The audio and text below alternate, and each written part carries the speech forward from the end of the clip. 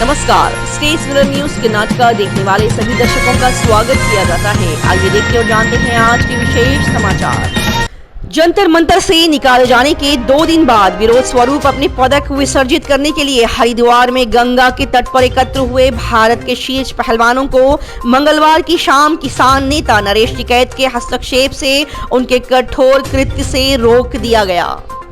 पदक छीनकर उन्होंने पहलवानों से 5 दिन का समय मांगा, जो यौन उत्पीड़न के आरोप में भारतीय कुश्ती महासंघ WFI के प्रमुख और भाजपा सांसद बृजभूषण शरण सिंह की गिरफ्तारी की मांग कर रहे हैं। सरकार ने मंगलवार को बी दयानंद को बैंगलोर पुलिस आयुक्त के रूप में नियुक्त किया है। वो राज्य खुफिया ब्यूरो का नेतृत्व कर रहे थे। उन्होंने CH का स्थान ले लिया है। प्रताप रेड्डी का तबादला कर उन्हें DGP आंतरिक सुरक्षा विभाग बनाया गया है। परिवहन मंत्री रामलिंगा रेड्डी के अनुसार सामान्य बसों में महिलाओं के लिए बहुप्रतीक्षित मुफ्त यात्रा कांग्रेस के वादों में से एक गुरुवार को कैबिनेट की बैठक के बाद लागू की जाएगी।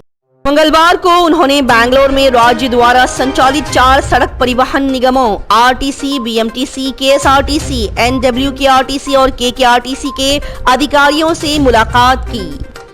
बाद में श्री रेड्डी ने संवाददाताओं से कहा, योजना के संबंध में अधिकारियों की एक रिपोर्ट बुधवार को मुख्यमंत्री सिद्धरामैया को सौंपी जाएगी।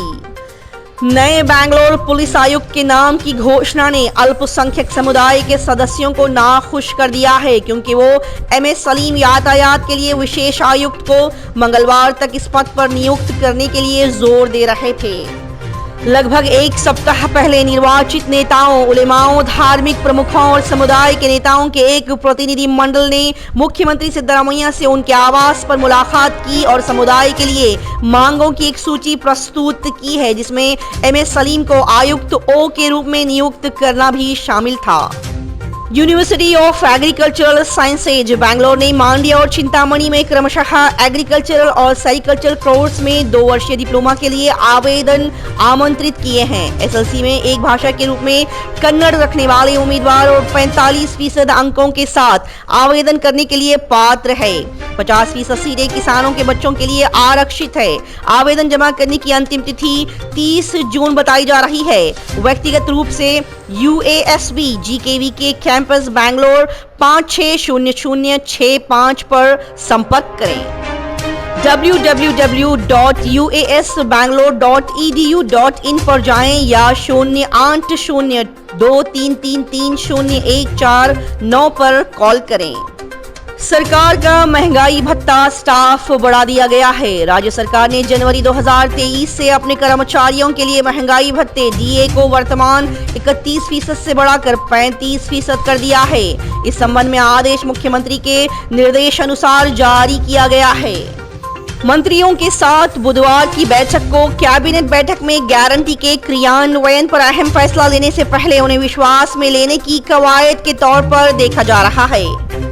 हर घर को 200 यूनिट मुफ्त बिजली, परिवारों की महिला मुखिया को 2000 रुपये का मासिक भत्ता, महिलाओं के लिए मुफ्त बस यात्रा, बेरोजगार युवाओं के लिए वजीफा सहित गारंटी के कार्यान्वयन में देरी को लेकर सरकार पहले से ही विपक्ष के हमले का सामना कर रही है। भारतीय रिजर्व बैंक RBI द्वारा संचलन से 2000 रुपये के नोट को वापस लेने की घोषणा उसने 19 मई 2023 को की थी। विमुद्रीकरण के दुखद हास्यगाथा में एक घिनौने अध्याय का अंत हुआ। संचलन में 2000 रुपये की नोट की उपस्थिति कतार में राष्ट्र की भयावहता की निरंतर याद दिलाती थी। ये नोट उपहास का विषय भी बन चुकी थी, विशेष रूप से इसकी शुरुआत के समय इसमें लगाए गए नैनो चिप के विचित्र दावों के कारण संकटग्रस्त सरकार के लिए। आबकारी नीति मामला, दिल्ली हाईकोर्ट ने सिसोदिया की जमानत याचिका खारिज कर दी है।